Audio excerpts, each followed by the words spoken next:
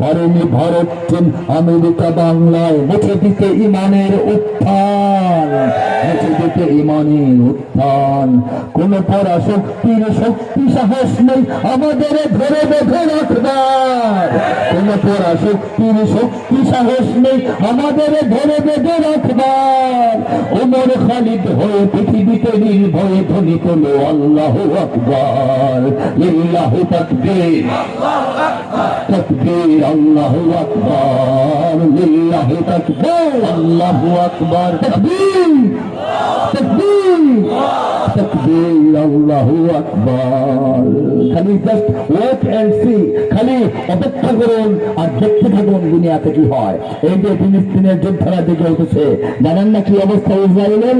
তারা মহাপরাশক্তি, তারা আক্রমণ করবে, তারা যুদ্ধের আইনের বাইরে আমাদের মুসলিম মা বোন এবং যুবকদেরকে হত্যা করতেছে, কিন্তু যুদ্ধের আইনের ভিতরে আমাদের মুজাহিদরা সফল। ঠিক কিনা বলেন? আমাদের মুজাহিদরা সফল।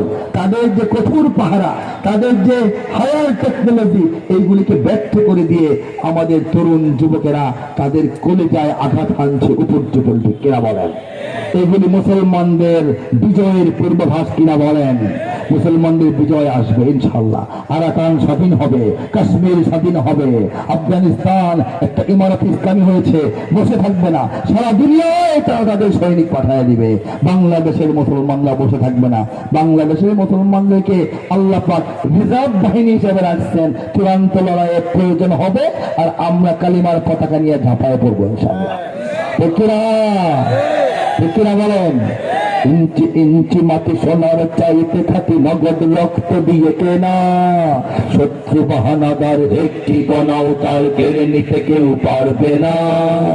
রঙের তুলিতে আকাশ সবুজের ছায়া ঢাকা সুজলা সুফলা পরিপাটি, লক্ষ শহীদ গাজী রেখেছে জীবন বাজি, করেছে স্বাধীন এই মাটি। বাংলাদেশ আমার, বাংলাদেশ তোমার, বাংলাদেশ সবার প্রাণ। ধন্য ধন্য আমি সবার চাইতে দামি বাংলা মাটির সন্তান। বাংলাদেশ আমার, বাংলাদেশ তোমার, বাংলাদেশ খোদার দান। সোনার জন্মভূমি তোমার জন্যে আমি জীবন দিয়েছি কোরবান। বাংলাদেশের জন্য, এই মুসলমানদের অধিবাসটাকে রক্ষা করার জন্য, এই ইমানের দুর্গটাকে রক্ষা করার জন্য, সীমানার অমুসলিম পত্তলিকদের হাত থেকে তাওহীদের এই মাটির প্রতিটি কণাকে রক্ষা করার জন্য আপনারা সবাই কুরবান হতে রাজি আছেন না? দুশ্মন আছে না নাই বলেন? চারিদিকে দুশ্মন আছে না নাই? ভেঙো না, ভেঙো না মন, সাহস জমিয়ে রাখো বুকে। ইমান জিন্দা করে জিহাদের হুঙ্কারে পরাজিত করো শত্রুকে।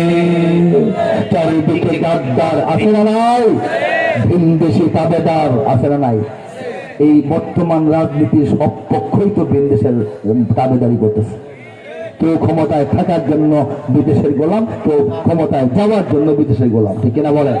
কেউ চীন রাশিয়ারে আব্বা আব্বা ডাইকা ঢুকাই দিচ্ছে বাংলাদেশে, আর কেউ তো আমেরিকার পায়ে ধরে বসে আছে, আব্বা আমার ক্ষমতায় নেন।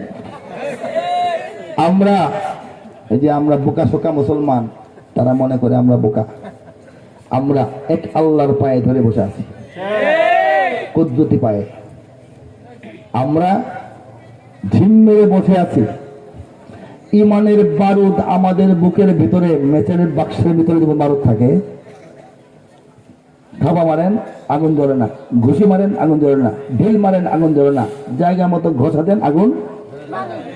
প্রত্যেকটা মুসলমান অন্তরে ইমানের বারুদ নিয়ে বাংলাদেশে অপেক্ষা করতেছে।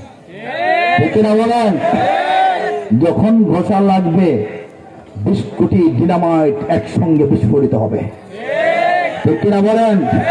আমরা অপেক্ষা আছি, যে চোখ বদনজর দেবে সেই চোখ উপড়ে ফেলা হবে।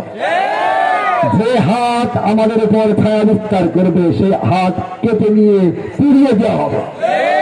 ঠিক কিনা বলেন? আল্লাহ দান করেছেন ইসলামের জন্য, পৃথিবী কোনো পরাশক্তি নাই আমাদেরকে কেড়ে নিবে। কথা ঠিক কিনা বলেন? হ্যাঁ, কথা ঠিক। আমি এই কথাটাই বোঝাতে চেয়েছি, এই কথাটাই বোঝাতে চেয়েছি। দেশ নিয়ে এত কবিতা, এত সঙ্গীত লেখার কারণ কি? কারণ এই জন্য বাংলাদেশের বাস্তবতা ভিন্ন। বাংলাদেশের চতুর্পাশে কোনো মুসলিম সীমানা নাই। আমাদের সীমানা যদি সড়কখানে কমে যায়, যদি এমন হতো যে সড়কখানে কমে গেছে আরেক মুসলিম দেশের বেড়ে গেছে, আচ্ছা ঠিক আছে, একরকম চিন্তা। কিন্তু আমাদের কমা মানে মুশরিকদের বাড়া, আমাদের ঠিক থাকা মানে ইমানের দুর্গ ঠিক থাকা।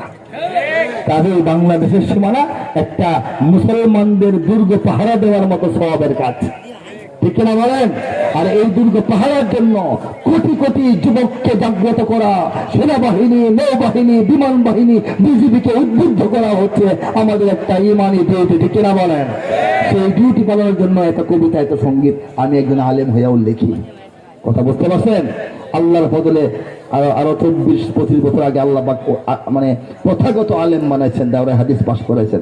তারপর রাষ্ট্রবিজ্ঞান বা পলিটিক্যাল সায়েন্সে সর্বোচ্চ পড়াশোনা আমি সাধারণ পড়াশোনার জগৎ থেকে আমি গ্রহণ করেছি, যে জন্যে বিশ্বের রাজনীতি, আন্তর্জাতিক রাজনীতি, এশিয়ার রাজনীতি, দক্ষিণ এশিয়ার রাজনীতি, দক্ষিণ পূর্ব এশিয়ার রাজনীতি, ভারতবর্ষের রাজনীতি, উপমহাদেশের রাজনীতি, বাংলাদেশের রাজনীতি, সব হিসাব নিকাশ মাথায় ক্যালকুলেশন করে আমি কথা বলি।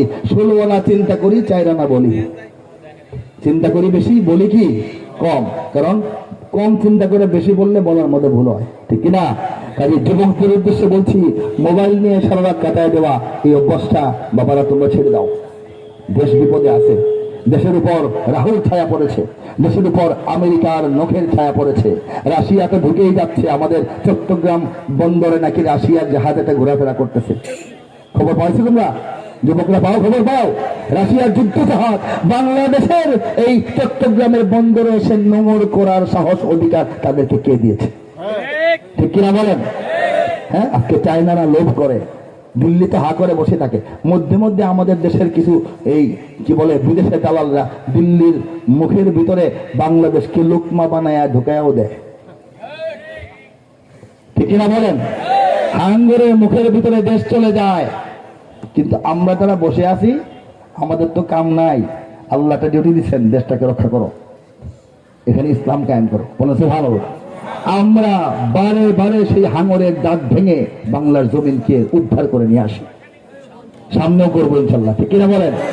অনেকক্ষণ কথা বললাম, শুনেন। মাহফিল মানে কি আর বয়ান মানে কি? শুধুমাত্র কুরআনের আয়াতের উপর যদি একটা ব্যাখ্যা বিশ্লেষণ করতে থাকি 3 ঘন্টার বয়ান হবে। শুধুমাত্র 2টা হাদিসের ব্যাখ্যা বিশ্লেষণ, এটার পিছনে কি, সামনে কি, কারণ কি, বুঝলাম কি করতে হবে, কি পালনীয় কি, এটা বললেও 3 ঘন্টার বয়ান হবে। শুধুমাত্র মা বাবার যে অধিকার বললেও 3 ঘন্টার বয়ান হবে। স্ত্রী স্বামীর অধিকার বললেও 3 ঘন্টার বয়ান হবে। সরল সহজ কিছু মাসলা মাসাইল, দৈনন্দিন জীবনের খাওয়ার মাসলা, যাওয়ার মাসলা, ঘুমানোর মাসলা বললেও 3 ঘন্টা বয়ান হবে। শুধুমাত্র অতীত ইতিহাস বললেও 3 ঘন্টা বয়ান হবে। শুধুমাত্র সিরাতুন নবীর বয়ান করলেও 3 ঘন্টা বয়ান হবে। শুধুমাত্র আকাবেরদের কাহিনী বললেও 3 ঘন্টা বয়ান হবে। শুধুমাত্র কবরের ওয়াজ করলেও 3 ঘন্টা বয়ান হবে। অনেক বয়ান হবে। কিন্তু আমি এমন এক বেকায়দায় আছি, যখন কোথাও মাহফিলে যাই তখন তরুণ যুবক সমাজ বসে থাকে আমার কবিতা এবং সঙ্গীত শোনার জন্য। আর যারা মুরব্বীরা আসেন, তারা তো যেহেতু মাহফিলে কষ্ট করে আসছেন, তাদের আশা থাকে একটু অন্যান্য বয়ানের কথাবার্তা শোনার জন্য, ঠিক কিনা বলেন? আমি খুব সংক্ষেপে প্রথমে সবর সম্পর্কে 2-4টা কথা বললাম। এখন যদি ওই লাইনেই বলতে থাকতাম, সারা রাত আল্লাহ পাক হয়তো বলাইতেন আমাকে দিয়া, যেহেতু ভেতরে আছে, হা করলে মুখ দিয়ে কিছু না কিছু আসবে, ঠিক কিনা বলেন? খোরাকের বুঝতে আছে। কিন্তু আমার কাছে যে চাহিদা, দেশের অবস্থা, বিশ্বের অবস্থা, মুসলিম উম্মার অবস্থা, পরিবর্তন কি হচ্ছে, কি হতে যাচ্ছে, কি হবে, আমাদের আমরা কোথায় আছি, কিভাবে আছি, আমাদের আত্মপরিচয় কি, কোথেকে আসলাম, আমাদের দুশ্মন কারা, আমরা কিভাবে টিকে থাকলাম, সামনে আমাদের করণীয় কি, কিভাবে করতে হবে, কবে করতে হবে, এখন কি প্রস্তুতি নিয়ে রাখতে হবে, এই কথাগুলি আমার না বললেই নয়। এই জন্য বললাম, যদি আমার দেশের সীমানা বন্ধু মুছে দিতে কেউ চায়, যদি আমার মাটির ধন সম্পদ লুটে নিতে কেউ চায়, যদি আমার সাগরে, আমার পাহাড়ে ফেরায়